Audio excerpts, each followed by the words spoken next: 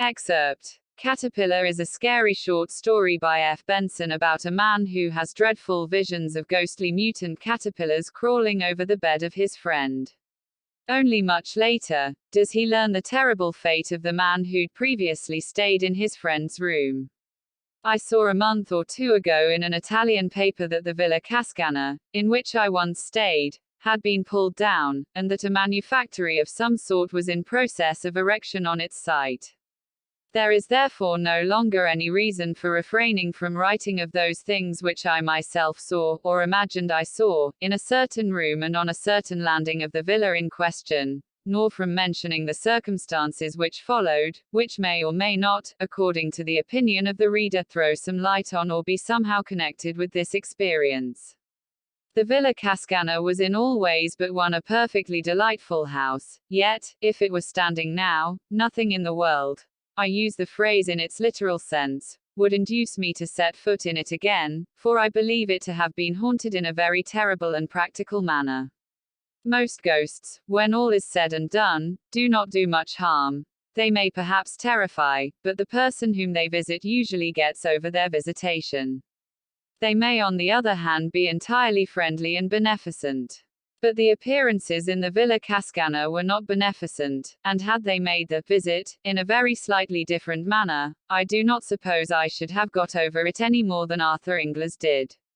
The house stood on an ilex-clad hill not far from Sestri di Levante on the Italian Riviera, looking out over the iridescent blues of that enchanted sea, while behind it rose the pale green chestnut woods that climb up the hillsides till they give place to the pines that, black in contrast with them, crown the slopes. All round it the garden in the luxuriance of mid-spring bloomed and was fragrant, and the scent of magnolia and rose, borne on the salt freshness of the winds from the sea, flowed like a stream through the cool vaulted rooms. On the ground floor a broad pillared loggia ran round three sides of the house, the top of which formed a balcony for certain rooms of the first floor. The main staircase, broad and of grey marble steps, led up from the hall to the landing outside these rooms, which were three in number, namely, two big sitting rooms and a bedroom arranged en suite. The latter was unoccupied, the sitting rooms were in use. From these the main staircase was continued to the second floor, where were situated certain bedrooms, one of which I occupied, while from the other side of the first floor landing some half-dozen steps led to another suite of rooms, where, at the time I am speaking of, Arthur Ingles, the artist, had his bedroom and studio. Thus the landing outside my bedroom at the top of the house commanded both the landing of the first floor and also the steps that led to Ingles' rooms. Jim Stanley and his wife, finally, whose guest I was, occupied rooms in another wing of the house, where also were the servants' quarters. I arrived just in time for lunch on a brilliant noon of mid-May. The garden was shouting with color and fragrance, and not less delightful after my broiling walk up from the marina, should have been the coming from the reverberating heat and blaze of the day into the marble coolness of the villa. Only, the reader has my bare word for this, and nothing more. The moment I set foot in the house I felt that something was wrong. This feeling, I may say, was quite vague, though very strong, and I remember that when I saw letters waiting for me on the table in the hall I felt certain that the explanation was here. I was convinced that there was bad news of some sort for me.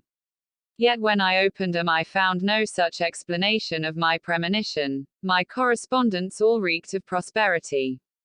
Yet this clear miscarriage of a presentiment did not dissipate my uneasiness. In that cool, fragrant house there was something wrong. I am at pains to mention this because to the general view it may explain that though I am as a rule so excellent a sleeper that the extinction of my light on getting into bed is apparently contemporaneous with being called on the following morning, I slept very badly on my first night in the Villa Cascana. It may also explain the fact that when I did sleep, if it was indeed in sleep that I saw what I thought I saw, I dreamed in a very vivid and original manner. Original, that is to say, in the sense that something that, as far as I knew, had never previously entered into my consciousness, usurped it then. But since, in addition to this evil premonition, certain words and events occurring during the rest of the day might have suggested something of what I thought happened that night, it will be well to relate them. After lunch, then, I went round the house with Mrs. Stanley, and during our tour she referred, it is true, to the unoccupied bedroom on the first floor, which opened out of the room where we had lunched. We left that unoccupied, she said, because Jim and I have a charming bedroom and dressing room, as you saw, in the wing, and if we used it ourselves we should have to turn the dining room into a dressing room and have our meals downstairs. As it is, however, we have our little flat there. Arthur Inglis has his little flat in the other passage, and I remembered, aren't I extraordinary, that you once said that the higher up you were in a house the better you were pleased. So I put you at the top of the house, instead of giving you that room. It is true, that a doubt, vague as my uneasy premonition, crossed my mind at this. I did not see why Mrs. Stanley should have explained all this, if there had not been more to explain. I allow, therefore, that the thought that there was something to explain about the unoccupied bedroom was momentarily present to my mind. The second thing that may have borne on my dream was this. At dinner the conversation turned for a moment on ghosts. Inglis, with the certainty of conviction, expressed his belief that anybody who could possibly believe in the existence of supernatural phenomena was unworthy of the name of an ass. The subject instantly dropped. As far as I can recollect, nothing else occurred or was said that could bear on what follows. We all went to bed rather early, and personally I yawned my way upstairs, feeling hideously sleepy. My room was rather hot, and I threw all the windows wide, and from without poured in the white light of the moon, and the love song of many nightingales. I undressed quickly, and got into bed, but though I had felt so sleepy before, I now felt extremely wide awake. But I was quite content to be awake, I did not toss or turn, I felt perfectly happy listening to the song and seeing the light. Then, it is possible, I may have gone to sleep, and what follows may have been a dream. I thought, anyhow, that after a time the nightingales ceased singing and the moon sank. I thought also that if, for some unexplained reason, I was going to lie awake all night, I might as well read, and I remembered that I had left a book in which I was interested in the dining room on the first floor. So I got out of bed, lit a candle, and went downstairs. I went into the room, saw on a side table the book I had come to look for, and then, simultaneously, saw that the door into the unoccupied bedroom was open.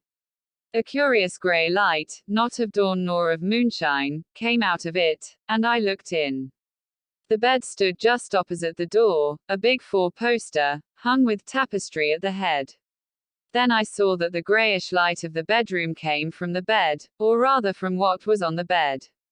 For it was covered with great caterpillars, a foot or more in length, which crawled over it. They were faintly luminous, and it was the light from them that showed me the room.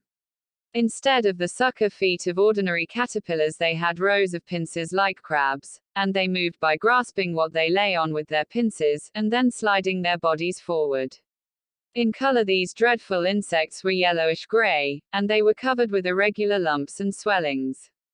There must have been hundreds of them, for they formed a sort of writhing, crawling pyramid on the bed.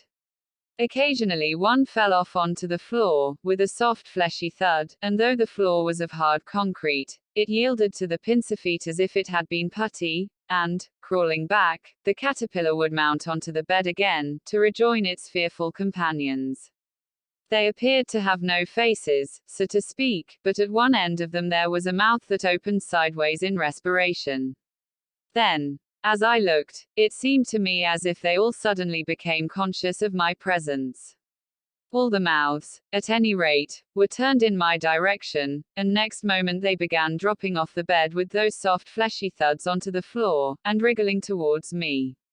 For 1 second a paralysis as of a dream was on me, but the next I was running upstairs again to my room, and I remember feeling the cold of the marble steps on my bare feet.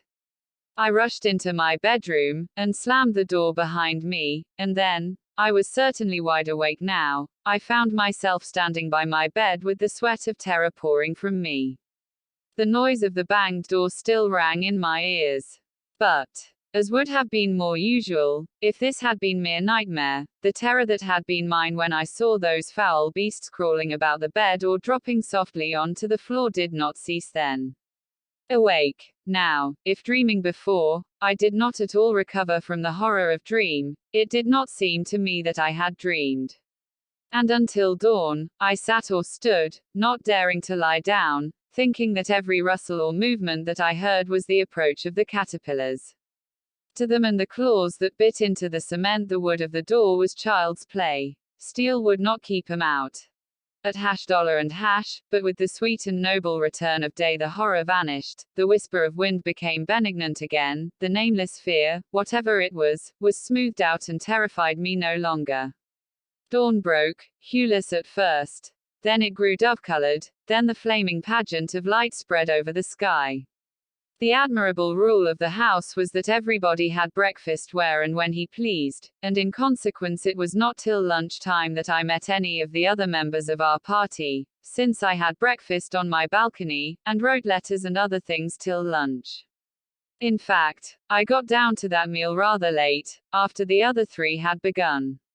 Between my knife and fork there was a small pill box of cardboard, and as I sat down Ingles spoke. "Do look at that," he said, "since you are interested in natural history. I found it crawling on my counterpane last night, and I don't know what it is. I think that before I opened the pill box I expected something of the sort which I found in it. Inside it, anyhow, was a small caterpillar, grayish-yellow in color, with curious bumps and excrescences on its rings. It was extremely active, and hurried round the box, this way and that. Its feet were unlike the feet of any caterpillar I ever saw, they were like the pincers of a crab. I looked, and shut the lid down again. $. At $. Hash, no, I don't know it, I said, but it looks rather unwholesome. What are you going to do with it? Oh, I shall keep it, said Ingles. It has begun to spin, I want to see what sort of a moth it turns into. I opened the box again, and saw that these hurrying movements were indeed the beginning of the spinning of the web of its cocoon. Then Ingles spoke again. It has got funny feet, too, he said. They are like crab's pincers. What's the Latin for crab? Oh, yes, cancer. So in case it is unique, let's christen it, Cancer inglisensis. Then something happened in my brain, some momentary piecing together of all that I had seen or dreamed. Something in his words seemed to me to throw light on it all, and my own intense horror at the experience of the night before linked itself onto what he had just said. In effect, I took the box and threw it, caterpillar and all, out of the window. There was a gravel path just outside, and beyond it, a fountain playing into a basin. The box fell onto the middle of this. Ingles laughed. And the $. Of this was not, so the students of the occult don't like solid facts, he said. My poor caterpillar. The talk went off again at once onto other subjects, and I have only given in detail, as they happened, these trivialities in order to be sure myself that I have recorded everything that could have borne on occult subjects or on the subject of caterpillars. But at the moment when I threw the pillbox into the fountain, I lost my head. My only excuse is that, as is probably plain, the tenant of it was, in miniature, exactly what I had seen crowded onto the bed in the unoccupied room. And though this translation of those phantoms into flesh and blood, or whatever it is that caterpillars are made of, ought perhaps to have relieved the horror of the night, as a matter of fact it did nothing of the kind. It only made the crawling pyramid that covered the bed in the unoccupied room more hideously real. After lunch we spent a lazy hour or two strolling about the garden or sitting in the loggia, and it must have been about 4 o'clock when Stanley and I started off to bathe, down the path that led by the fountain into which I had thrown the pillbox. The water was shallow and clear, and at the bottom of it I saw its white remains. The water had disintegrated the cardboard, and it had become no more than a few strips and shreds of sodden paper. The center of the fountain was a marble Italian Cupid which squirted the water out of a wineskin held under its arm. And crawling up its leg was the caterpillar. Strange and scarcely credible as it seemed, it must have survived the falling to bits of its prison, and made its way to shore, and there it was, out of arm's reach, weaving and waving this way and that as it evolved its cocoon. Then, as I looked at it, it seemed to me again that, like the caterpillar I had seen last night, it saw me, and breaking out of the threads that surrounded it, it crawled down the marble leg of the Cupid and began swimming like a snake across the water of the fountain towards me. It came with extraordinary speed. The fact of a caterpillar being able to swim was new to me, and in another moment was crawling up the marble lip of the basin. Just then Ingles joined us. "Why, if it isn't old Cancer Inglisensis again," he said, catching sight of the beast. "What a tearing hurry it is in." We were standing side by side on the path, and when the caterpillar had advanced to within about a yard of us, it stopped, and began waving again as if in doubt as to the direction in which it should go. Then it appeared to make up its mind, and crawled onto Ingela's shoe. "It likes me best," he said, "but I don't really know that I like it. And as it won't drown, I think perhaps," he shook it off his shoe on to the gravel path and trod on it. All afternoon the air got heavier and heavier with the sirocco that was without doubt coming up from the south, and that night again I went up to bed feeling very sleepy. But below my drowsiness, so to speak, there was the consciousness, stronger than before, that there was something wrong in the house, that something dangerous was close at hand. But I fell asleep at once, and, how long after I do not know, either woke or dreamed I awoke, feeling that I must get up at once, or I should be too late. Then, dreaming or awake, I lay and fought this fear, telling myself that one was but the prey of my own nerves disordered by sirocco or what not, and at the same time quite clearly knowing in another part of my mind, so to speak, that every moment's delay added to the danger. At last this second feeling became irresistible, and I put on coat and trousers and went out of my room onto the landing. And then I saw that I had already delayed too long, and that I was now too late. The whole of the landing of the first floor below was invisible under the swarm of caterpillars that crawled there. The folding doors into the sitting room from which opened the bedroom where I had seen them last night were shut, but they were squeezing through the cracks of it and dropping one by one through the keyhole, elongating themselves into mere string as they passed, and growing fat and lumpy again on emerging. Some, as if exploring, were nosing about the steps into the passage at the end of which were Ingela's rooms, others were crawling on the lowest steps of the staircase that led up to where I stood. The landing, however, was completely covered with them. I was cut off. And of the frozen horror that seized me when I saw that I can give no idea in words. Then at last a general movement began to take place, and they grew thicker on the steps that led to Ingela's room. Gradually, like some hideous tide of flesh, they advanced along the passage, and I saw the foremost, visible by the pale grey luminousness that came from him, reach his door. Again and again I tried to shout and warn him, in terror all the time that they would turn at the sound of my voice and mount my stair instead, but for all my efforts I felt that no sound came from my throat. They crawled along the hinge crack of his door, passing through as they had done before, and still I stood there, making impotent efforts to shout to him, to bid him escape while there was time. See 2003 by Horror Masters. At last the passage was completely empty, they had all gone, and at that moment I was conscious for the first time of the cold of the marble landing on which I stood barefooted. The dawn was just beginning to break in the eastern sky. 6 months after I met Mrs. Stanley in a country house in England. We talked on many subjects and at last she said, "I don't think I have seen you since I got that dreadful news about Arthur Ingles a month ago." "I haven't heard," said I. "No. He has got cancer. They don't even advise an operation, for there is no hope of a cure. He is riddled with it, the doctors say." Now during all these 6 months I do not think a day had passed on which I had not had in my mind the dreams, or whatever you like to call them, which I had seen in the Villa Cascana. It is awful, is it not? She continued, and I feel, I can't help feeling, that he may have caught it at the villa. I asked. She looked at me in blank surprise. Why did you say that? She asked. How did you know? Then she told me. In the unoccupied bedroom a year before there had been a fatal case of cancer. She had, of course, taken the best advice and had been told that the utmost dictates of prudence would be obeyed so long as she did not put anybody to sleep in the room, which had also been thoroughly disinfected and newly whitewashed and painted. But the end.